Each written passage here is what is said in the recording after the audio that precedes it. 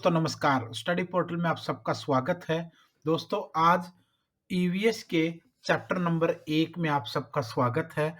Chapter है पर्यावरण यानी एनवायरनमेंट। इस टॉपिक को पूरा कंप्लीट डिस्कस करेंगे और इससे बनने वाले क्वेश्चंस और एमसीक्यू भी हम इस वीडियो के अंदर साथ में देखेंगे। तो शुरू करने से पहले बता दूं कि हम लोग ऑल ओवर इंडिया में स्टडी मैटर प्रोवाइड करवाते हैं सभी टीचिंग एग्जाम्स का। 8447410108 ये हमारा व्हाट्सएप और कॉलिंग नंबर है। जितने भी टीचिंग एग्जाम है, चाहे सीटेट का एग्जाम है, चाहे एस्टेट का एग्जाम है, चाहे केवीएस का एग्जाम है, चाहे एनवीएस का एग्जाम है, चाहे डी ट्रिपल एस बी का एग्जाम है, यूजीसी नेट जैसी एग्जाम है, या फिर अलग अलग लेवल पर अलग अलग स्टेट में जितने भी टीचिंग एग्जाम है, सबके नोट्स हम इस नंबर पर कॉल करके या व्हाट्सएप पर बात करके आप मंगवा सकते हैं। हम ऑल ओवर इंडिया में कोरियर सर्विसेज प्रोवाइड करवाते हैं। तो शुरू करते हैं। सबसे पहले पर्यावरण वाले चैप्टर में देखते हैं कि पर्यावरण का अर्थ और परिभाषाएं बताएं, क्योंकि एनवायरनमेंट होता क्या है, पर्यावरण की शुरुआत कहाँ से हुई, इसको देखते हैं। पर्यावरण शब्द परि एवं आवरण दो शब्दों से मिलकर बना है भाई। एक है परि और दूसरा है आवरण। परि परस आवरण यानी पर्यावरण। इन दो शब्दों की संधि से यह बना है, जहां परि का अर्थ होता है चारों तरफ और आवरण का अर्थ होता है घेरा, यानी चारों तरफ बना हुआ घेरा। इस प्रकार पर्यावरण का अर्थ है चारों तरफ से घेरना, अर्थात मनुष्य के चारों ओर का वह क्षेत्र जो उसे घेरे रहता है एवं उसके जीवन तथा क्रियाओं को प्रत्यक्ष या अप्रत्यक्ष रूप से प्रभावित करता है, वो पर्यावरण कहलाता है।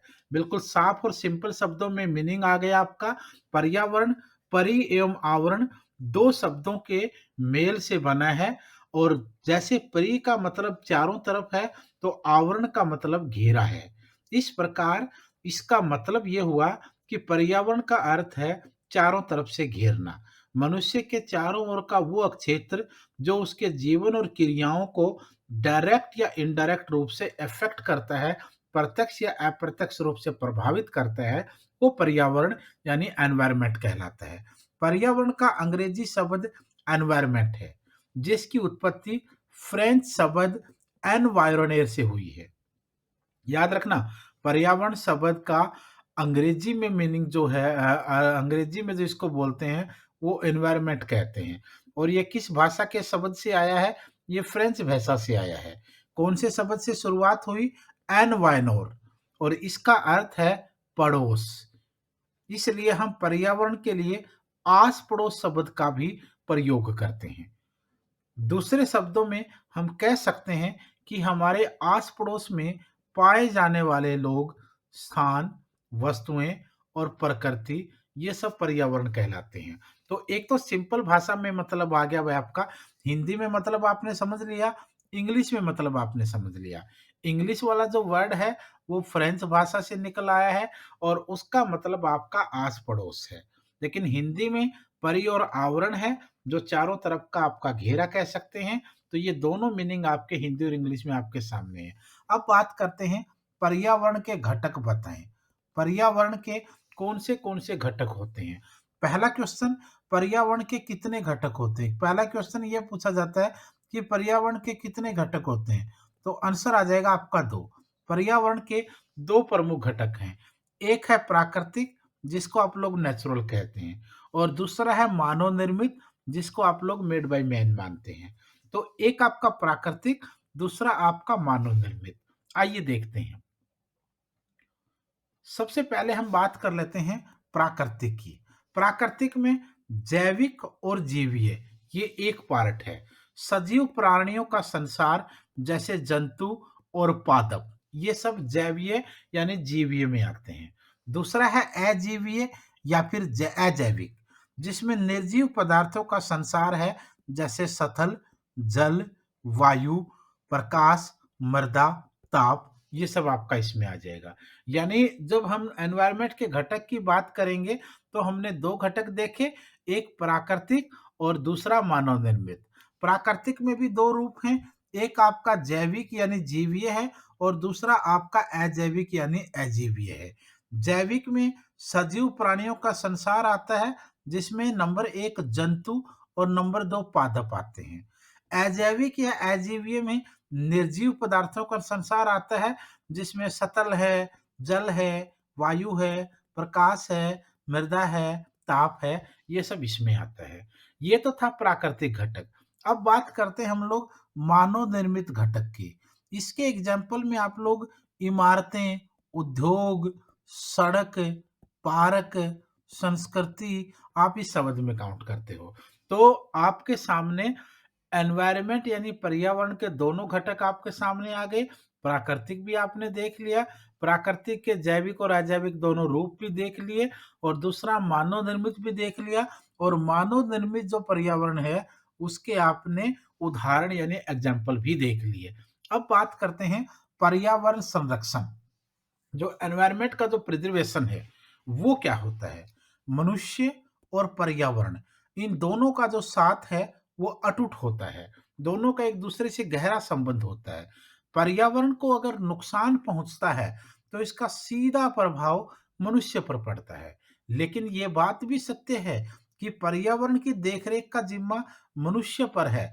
और एक और सत्य ये है कि मनुष्य ही पर्यावरण को सबसे ज्यादा नुकसान पहुंचाता है। सिंपल शब्द में है, पर्यावरण और मनुष्य का गहरा संबंध है। पर्यावरण को नुकसान पहुंचेगा तो मनुष्य को पहुंचेगा, और पर्यावरण की जिम्मेदारी रख रखाव की मनुष्य की है। लेकिन नुकसान भी सबसे ज्यादा पर्यावरण को कौन पहुंचाता है? मनुष्य ही पहुंचाता है। जैसे जैसे मनुष्य की आवश्यकताओं में वृद्धि होने लगी है, वैसे वैसे पर्यावरण को नुकसान पहुंचने लगा है। आज सबसे बड़ा विषय है पर्यावरण की रक्षा करना। अंतरराष्ट्रीय एवं राष्ट्रीय स्तर पर इसके लिए बड़े लेवल पर प्रयास किए जा रहे हैं। पर्यावरण संबंधी कुछ आंदोलनों की बात कर लेते हैं। मूवमेंट रिलेटेड टू एनवायरनमेंट, पर्यावरण को लेकर बहुत सारे आंदोलन चले। नंबर 1 बात करते हैं चिपको आंदोलन की। इस आंदोलन के नेता सुंदरलाल बहुगुणा थे, जिनका 2021 के अंदर देहांत भी हो गया। इस आंदोलन की शुरुआत आज के उत्तराखंड के गोपेश्वर शहर के रैनी नामक गांव से हुई थी।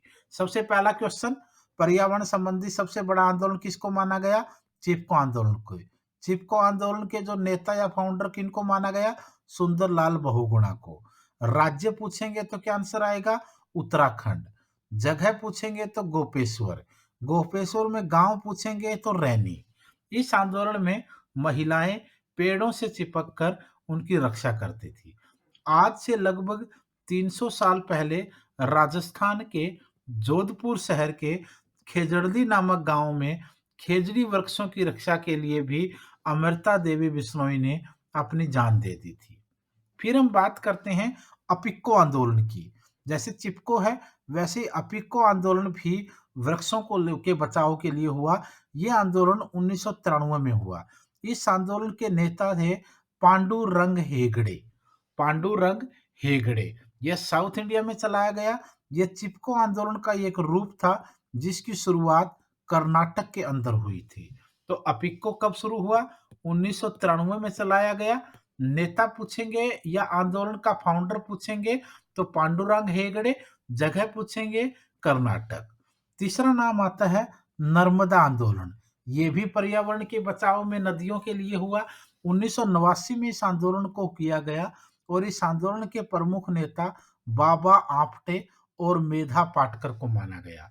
इस आंदोलन की शुरुआत नर्मदा नदी पर बन रहे बांध के विरोध में हुई। और इसका आंदोलन का मुख्य जो वो था, उस समय एक बांध बनाया जा रहा था, सरदार सरोवर बांध।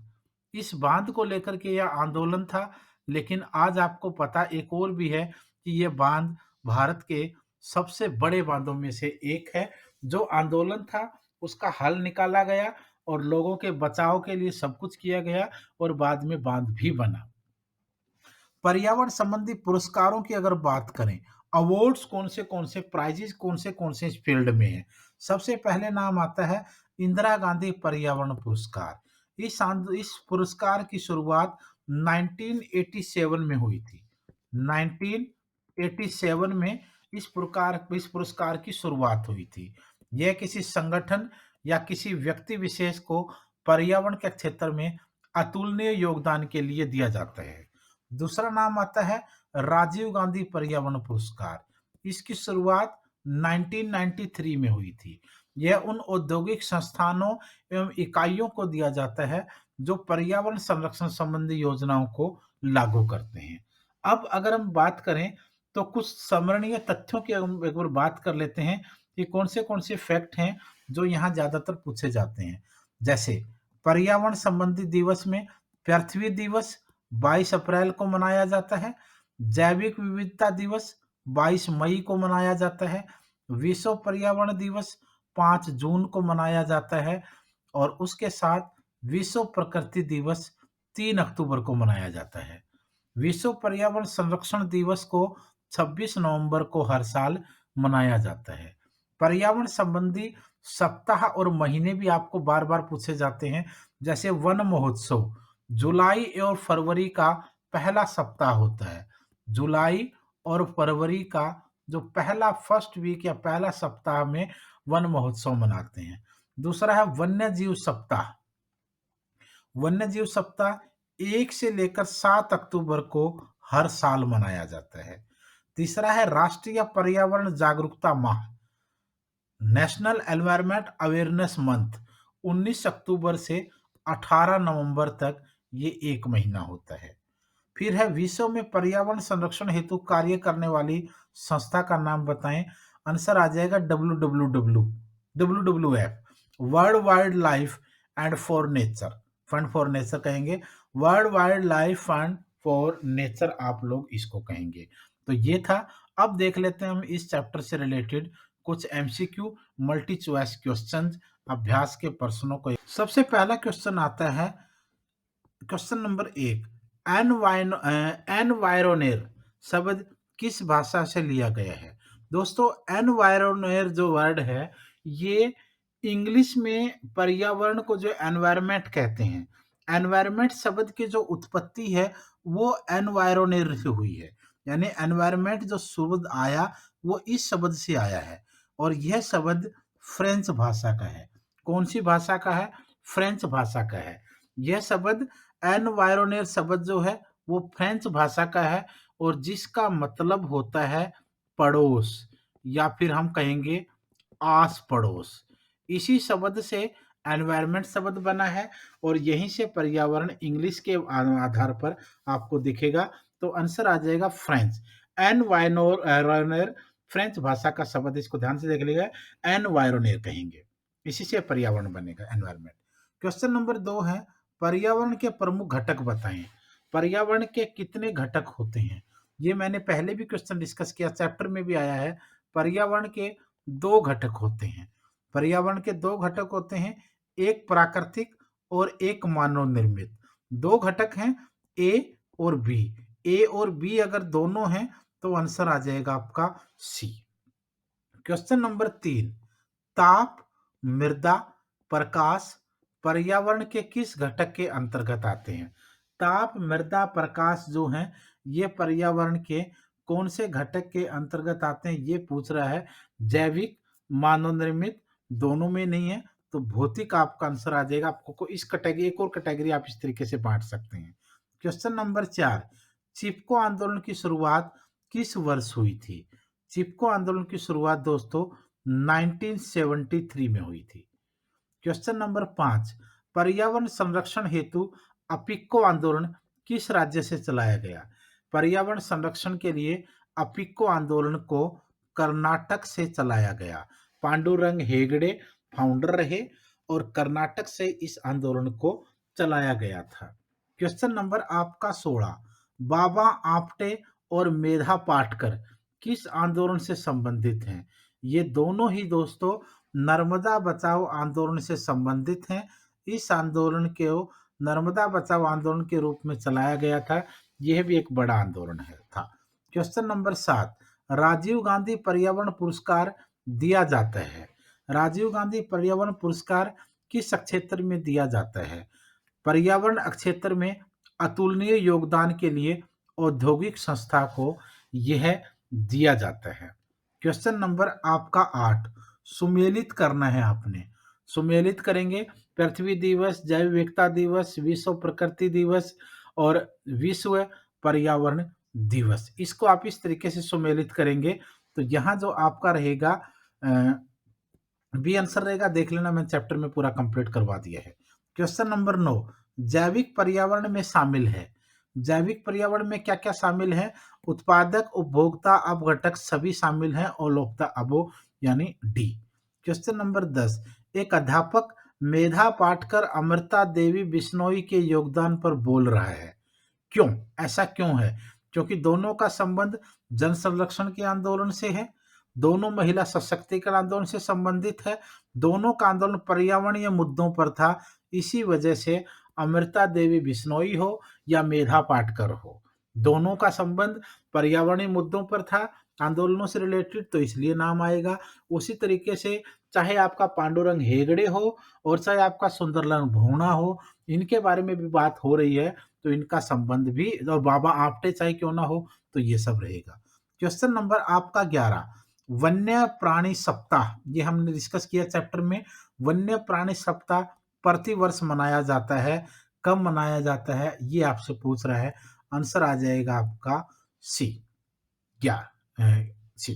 क्वेश्चन नंबर 12, पर्यावरण को बचाने के लिए चिपको आंदोलन से कौन सा राज्य जुड़ा? पर्यावरण बचाने के लिए चिपको आंदोलन से जुड़ा उत्तराखंड। गोपेश्वर, रैनी गांव, सुंदरलाल बहुगुणा, वृक्षों से बचाने के लिए महिलाओं का पेड़ों को चिपक जाना, ये सब चिपको आंदोलन की झलकियां रही। क्वेश्चन नंबर 13, निम्नलिखित में से कौन द्वितीय श्रेणी का उपभोक्ता है? द्वितीय श्रेणी के उपभोक्ता की अगर बात करेंगे, हाथी, सांप, शेर, बकरी, आंसर आ जाएगा आपका शेर। क्वेश्चन नंबर आपका 14, निम्न में से कौन सा पर्यावरण अध्ययन का घटक नहीं है? पर्यावरण अध्ययन का घटक नहीं है। मानव, वायुमंडल, जलमंडल सब है, तो सौरमंडल नहीं है। क्वेश्चन नंबर 15, चिपको आंदोलन के प्रणेता सुंदरलाल बहुगुणा, सिंपल क्वेश्चन है। क्वेश्चन नंबर 16, पर्यावरण संरक्षण पर निम्न में से कौन सा गैर सरकारी संघ समर्पित है? पर्यावरण संरक्षण पर निम्न में से कौन सा गैर सरकारी संघ समर्पित है? WWF। क्वेश्चन नंबर 17, पर्यावरण दिवस कब मनाया जाता है? एनवायरमेंट डे को कब मनाते हैं हम लोग? 5 जून। क्वेश्चन नंबर आपका 18वां, कौन जैविक कारक नहीं है? जैविक कारक कौन नहीं है? परस्तर। क्वेश्चन नंबर 19वां, निम्न में से जैविक घटक बताएं। निम्न में से जैविक घटक अगर देखेंगे तो आंसर आ जाएगा पादप। क्वेश्चन नंबर 20, हमारे देश में वन महोत्सव दिवस मनाया जाता है। वन महोत्सव दिवस 1 जुलाई। क्वेश्चन नंबर आपका 21, प्राकृतिक पर्यावरण के प्रमुख घटक बताओ। प्राकृतिक पर्यावरण के प्रमुख घटक की अगर बात करेंगे तो सभी जीव, भू आकृतिक कारक, जलवायु वायु कारक सभी आ जाएगा डी।